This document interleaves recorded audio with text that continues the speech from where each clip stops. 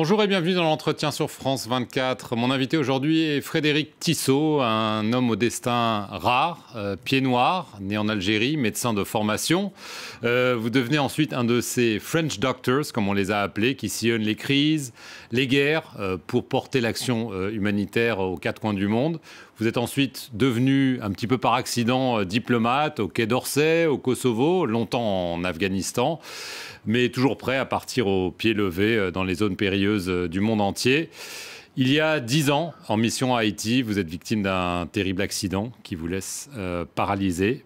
Mais un an plus tard, vous devenez le premier consul général de France au Kurdistan irakien. Vous êtes depuis toujours très attaché à la cause kurde. Et vous avez écrit un livre, des mémoires, un livre qui s'appelle, c'est un titre évidemment qui n'est pas anodin, L'Homme debout, qui est publié chez Stock. Merci d'être avec nous aujourd'hui en tout cas. Merci. Alors, vous avez toujours, tout au long de votre carrière, voulu être aux côtés, vraiment tout aux côtés des plus pauvres, de ceux qui étaient les plus démunis. Pour vous, c'était toujours un engagement fondamental. Vous le racontez, du Maroc au Kurdistan à l'Afghanistan. Pour vous, c'était vraiment la base. Oui, parce que j'ai découvert effectivement ces populations. Il me semblait que c'était elles qui méritaient d'avoir accès aux soins, d'avoir accès à des médecins. J'étais médecin. Et j'ai découvert cela au Maroc, d'ailleurs, et très rapidement en Afghanistan, en 1980, alors que les Soviétiques bombardaient. Et ensuite, ça ne s'est jamais arrêté. Dans la préface de ce livre, Bernard Kouchner, que vous avez bien connu, a cette phrase « Nous soignons, ils tuent ». Et on a l'impression qu'il y a, depuis des années, ce combat qui s'est peut-être d'ailleurs un petit peu essoufflé entre ceux qui veulent porter l'action humanitaire et ceux qui tuent. C'est-à-dire que nous, effectivement, nous soignons parce que c'est notre métier, et en face de nous, et à côté de nous, il y en a d'autres qui tuent. Ils se tuent entre eux parce qu'il y a des guerres. En Iran, c'était ça, c'était les Kurdes, Roménie contre les Kurdes. Les Kurdes, bien entendu, se défendaient. En Afghanistan, c'était les Soviétiques qui avaient envahi l'Afghanistan, les Moudjahidines auprès desquels nous étions se défendaient, donc effectivement continuent. Et en plus, on découvre sur le terrain que qui est-ce qui vend des armes? Nous. Nous. Et d'autres, mais nous. Et donc, effectivement, alors est-ce qu'ils tuent ceux qui vendent des armes? Je ne sais pas, mais nous, en tout cas, moi j'ai vu le résultat de ces ventes d'armes.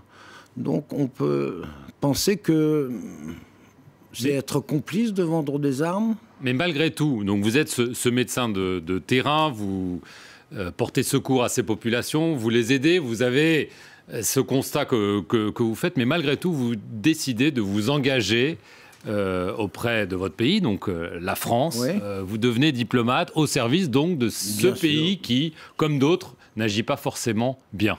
Tout à fait. Je ne sais pas s'il n'agit pas bien, mais en tout cas, c'est la France, c'est mon pays. Et suite à mon métier de médecin, où je découvre sur le terrain la géopolitique, les contraintes de ce pays à exister et à respecter ses valeurs et les droits de l'homme, je m'engage pour essayer, à mon niveau, en tant que diplomate, de défendre ces valeurs et de faire en sorte qu'il n'y ait pas la guerre. Pendant les 5 ans où je suis resté à Erbil, j'ai fait en sorte, à Erbil au Kurdistan, avec mes amis kurdes que je connais depuis 35 ans, comme je le décris dans mon livre, de faire en sorte que la paix soit conservée, soit maintenue contre ou avec les Arabes de Bagdad. Alors, justement, le Kurdistan, c'est votre engagement viscéral. Oui. Comme vous le dites dans le livre, ça date de février 1981. On ne va pas revenir sur tout le récit, mais vous dites en gros que vous étiez le petit médecin pied noir de terrain et tout d'un coup, vous êtes devenu kurde. Et vous n'avez pas cessé de l'être. Vous revenez d'ailleurs du Kurdistan très récemment. On sait que la région est en ébullition, en guerre, puisque la reprise de Mossoul, qui est aux mains de l'État islamique, est en cours. Ce Kurdistan, vous pensez qu'aujourd'hui, il est plus proche que jamais de proclamer cette fameuse indépendance dont on parle depuis si longtemps? Oui, je l'espère. Et je fais tout pour pour qu'il y ait organisation d'un référendum d'autodétermination pour l'indépendance. Ça, c'est clair, parce que je considère, ayant vécu auprès de ce peuple, ayant appris sur le terrain cette géopolitique qui date depuis très longtemps, disons depuis 1920, la chute de l'Empire ottoman, que ce peuple n'a pas eu le destin qu'il aurait mérité.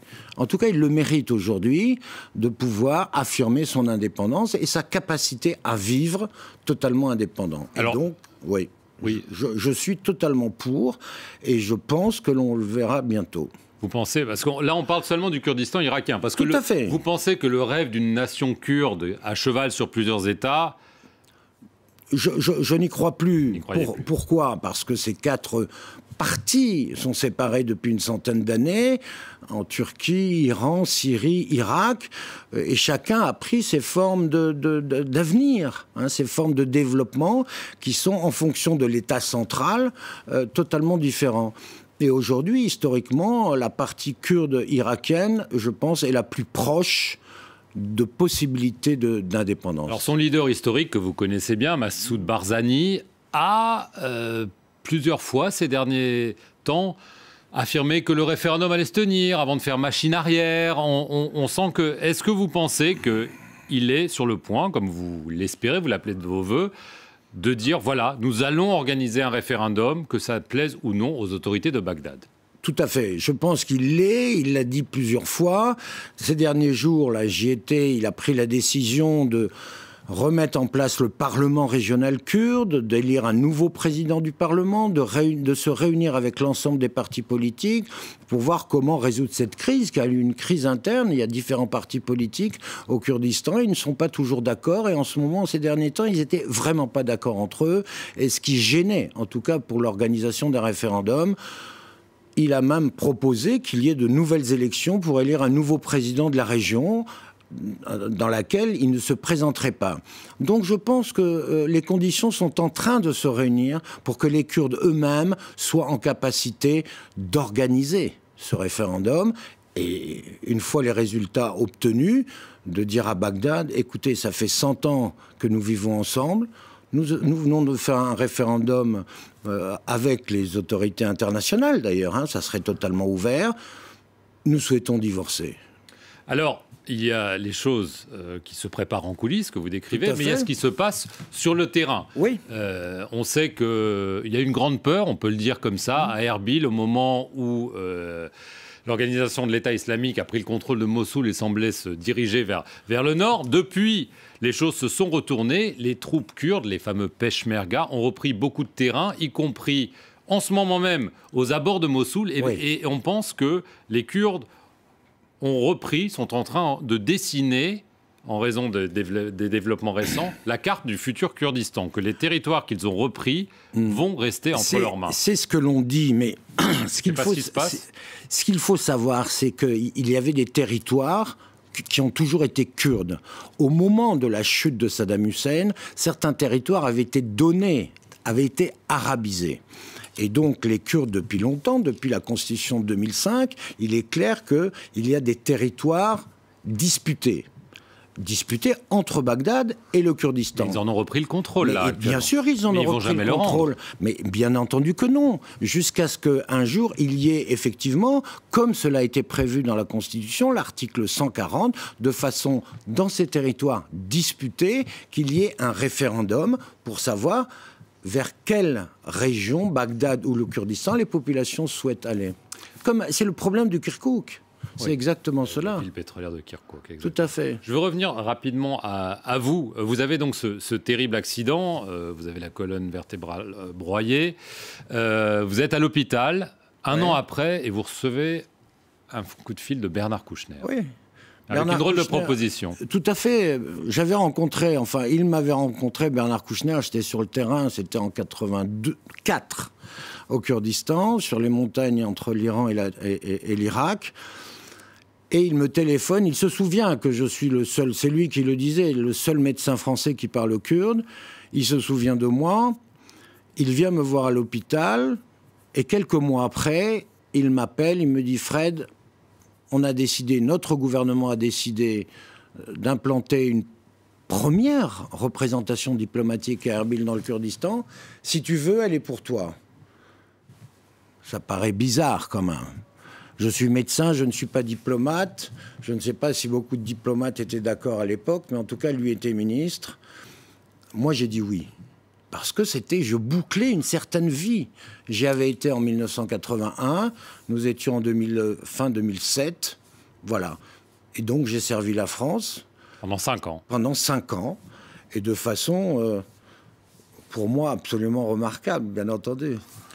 Vous dites, vous revenez sur les douleurs physiques, notamment, après votre accident, mais il y a aussi, j'allais dire, les douleurs morales. Et vous avez cette jolie phrase, vous dites, c'est arrivé en juillet 2006, après cet été sans juillet, je n'ai plus jamais dansé. Oui. Et pour vous, on sent qu'il y a une vraie souffrance, parce que la danse, pour vous, c'était tout. Oui, c'était tout, c'était énorme, c'était une manière de séduire, certainement, une manière d'être. Je dansais très bien, j'adorais, et j'adore toujours les femmes.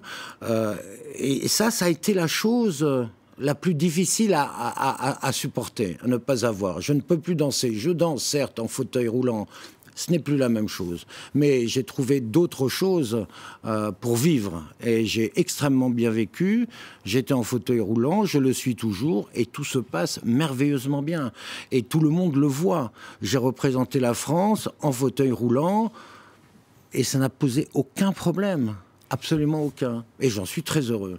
Est-ce que vous pensez que vous allez bientôt voyager de nouveau à Erbil pour célébrer l'indépendance du Kurdistan? Et j'espère bien y être le premier ambassadeur de France, même uniquement une journée, la première journée, et après je passerai la main à un vrai ambassadeur.